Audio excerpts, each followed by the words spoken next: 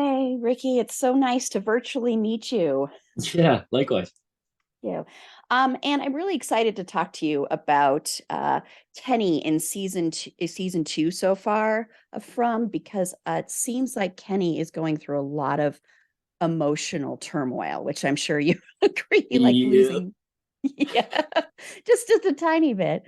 yeah. Um, and I wanted to first start with Christy, who Mm. Kenny has had feelings for. They even talked about in season one, possibly like going on these vacations and trips around the world and stuff.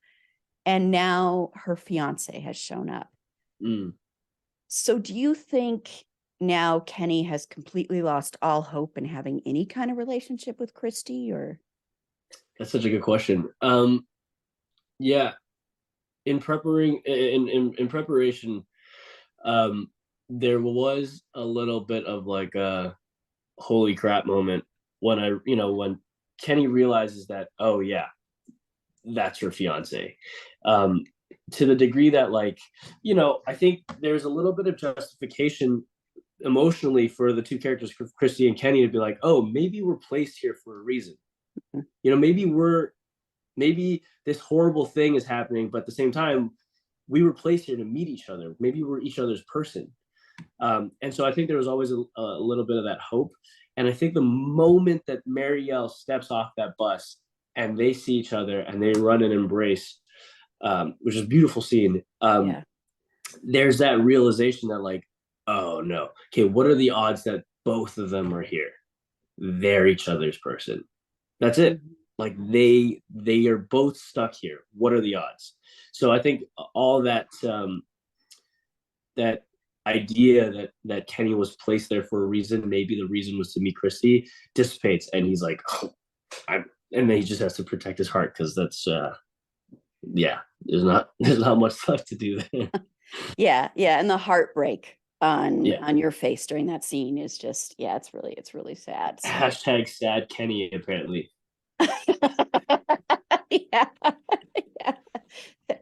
And the other thing that happens like in episode three, what I found so interesting is because you find that woman Kelly who has that rod in her head and all that horrible stuff. Mm-hmm. And there's a line that Ellis says to you about how it's not your, it's not your fault that this happened because you were Right. left in charge because Boyd left, you're left in charge as the Right. deputy. Do you think then that Kenny did have some guilt over what happened to the people on the bus?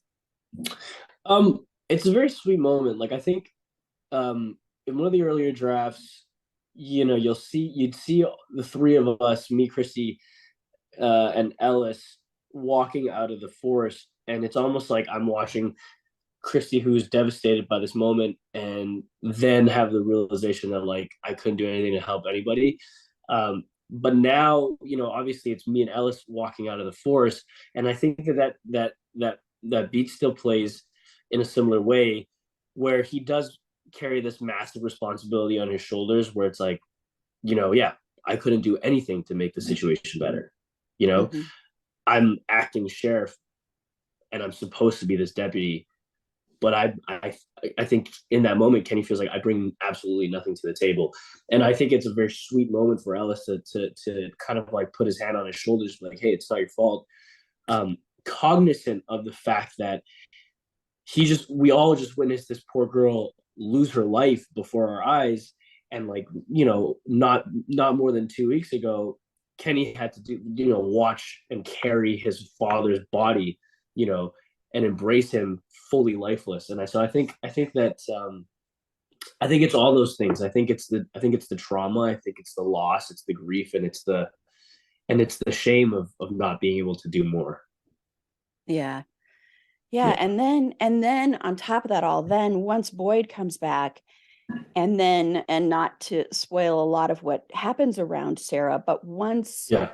find Sarah down there, and you don't know yet what Sarah has done, of course, with involving your father. Boyd Right. seems to me like a surrogate father for Kenny, and so it's almost like your surrogate father has betrayed you. Did you view it Yes. that way too? Yeah, I mean, it truly, when I first read it, yeah, I was like bawling my eyes out, because it is truly the ultimate betrayal, right? I mean, it's not only are you a leader and a role model. Yeah, like you said, he's a surrogate father and someone that I had put the trust of not only my life but the life of my mother, my family. It's all in your hands, and I stuck up for him, right? Like the whole situation with Sarah, it was I'm like, you have to help me because I need to help you, because if anyone finds out where you are, Boyd's life and his reputation is at stake. So we have to collaborate to make sure we can protect Boyd, only to find out that he never, at least in Kenny's eyes, did the same for him. And I think, yeah, it's the ultimate betrayal. Yeah, yeah, it's so heartbreaking. Yeah. It's so heartbreaking. But Yeah. you do such an amazing job. So I just want to thank you so much for speaking with me. And you are fantastic in the show. So I can't Thank you wait so to, much. you're welcome. I can't wait to see what happens to Kenny. So thank you. If me too. Thank you so much. Thank you so much, Erin. Yeah. Hi, I'm very honored to speak with you today. I wanted to just first start out with Sara ended season 1 and the beginning of season 2 with Boyd seeming to have faith in her, like wanting to learn from her, wanting to follow her. Do you think that Sara has any faith in herself? Definitely. I think you see that waver. But I don't think that she would still be around or alive at this point if she didn't believe in herself. I think with all of the terrible things that she's done and that have happened, I think that at her core, she knows that she has something to offer to people. Mhm. Do you think there's a part of her, though, that feels like this tremendous guilt that she's dealing with, especially over accidentally killing her brother? Yeah. Definitely. There's not a day or a moment that goes by that she's not thinking about all of these things that she's done and the people's lives that she's ruined. And she would give anything back to have Nathan there with her. And because of that, I think the need to show people that she has something to offer is even stronger. Mhm. And do you think if she's not able to do that, and if she starts like hearing, like the voices telling her she needs to kill another person in the town, how do you think she's going to react to that? How do you think Sara will react to that? I think every time something happens is harder. And I think there is definite weakness in these things that happen, kind of get her a little bit every time. But also you see in season 1 when she has like the seizure, or she gets a vision, or like she hears something, it is a clue. Mhm. So as much as like bad things have happened, good things have as well. So I think it's like she'd be very torn. Yeah. Yeah. And with the whole town pretty much against you, except, you've got these newcomers coming in and everything. Where do you think do you think Sarah's ever able to find like a moment of peace or a moment of hope in a way that she might be able to connect with people again?